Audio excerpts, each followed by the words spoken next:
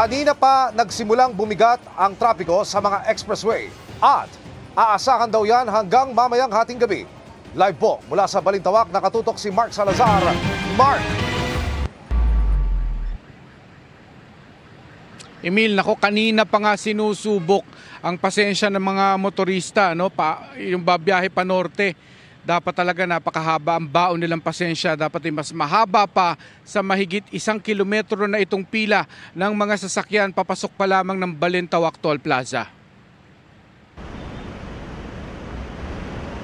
Ayon sa traffic monitoring ng NLEX, napansing pautay-utay simula kagabi ang buhos ng mga biyaheng panorte na tansyang aabot ng halos 400,000 sasakyan. Dahil utay-utay, hindi raw tumukod ng sobrang haba ang traffic at hindi rin sobrang tagal. Sabi ng ilang motoristang nakausap namin, natuto na silang makiramdam para iwasan ang exodus. Kailan po balik niyo? Siguro tulang madaling araw po. Mabali madaling araw po. Para iwas po sa traffic. Marami sa mga bumiyahe ay pamipamilyang mag-outing daw muna saka nadadalaw sa kanilang mga yumao pag maluwag na ang sementeryo. Kano ba kayo karami? Ba't ang laki naman ng rice cooker mo? Marami, bale 10 kami magkakapatid. Tapos lahat kayo nag-reunion, walang absent? Bale yung kuya ko lang, sama na. Ay sa kuya ko, Kuya Ali, sana nandito ka. Nakadalaw naman na kayo sa Patay? Sa linggo po, para hindi pa masyadong maraming tao. Okay ang plano ninyo? Dagsa ng tao po kasi, kaya iwas din sa mga bata. Tinggalan Aurora? Opo. Sino ho nandoon? Wala, tropa lang. Bakasyon lang. Wala kayong Patay doon? Ay, wala. Hindi kayo dadalaw sa Patay ngayong undas?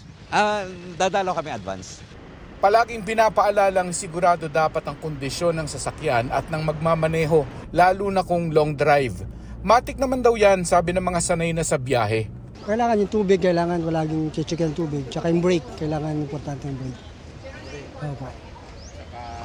Yung tubig, tsaka yung mga pangangailangan ng mga pamilya para sigurado pong walang safety po pag sa biyahe. Kondisyon po ng pangatawan. Opo. Dahan-dahan lang, hindi mo yung katamtaman lang ang bilis. Mga 80-60 ganun lang po. Siyempre, sa motor naman dapat kondisyon ng motor mo. Marunong ka mag-kondisyon ng motor? Ay, chainsaw wheel lang naman, linis importante dyan. Tsaka PMS, dalhin nyo po usually sa service center. Kayo ganun? Apo. Para sigurado? Opo, pagka PMS. Simula alas 3 ng hapon, hindi na umiksi sa kalahating kilometro ang pila ng papasok ng Balintawak Toll Plaza.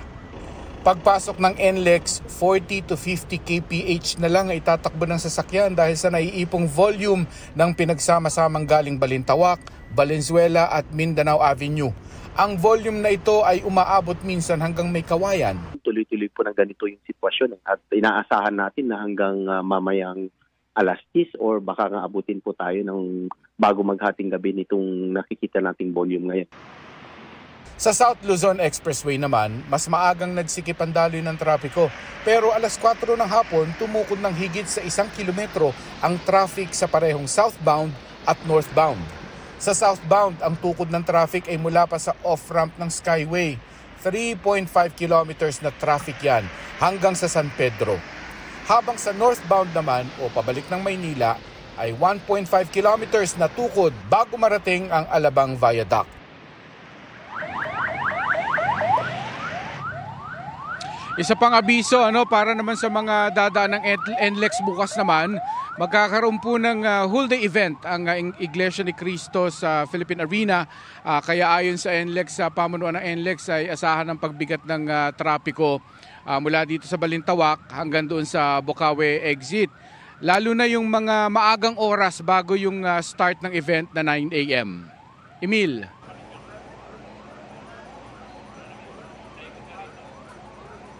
Maraming salamat, Mark Salazar.